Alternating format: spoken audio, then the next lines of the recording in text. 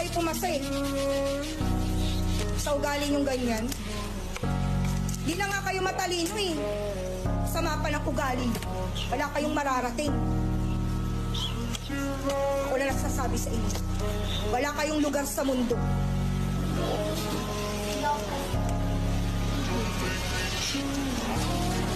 Bumaba ka na doon! Tatawa ka pa?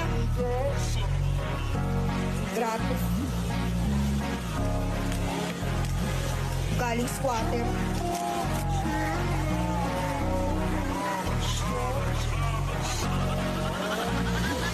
Nang mararating sa buhay.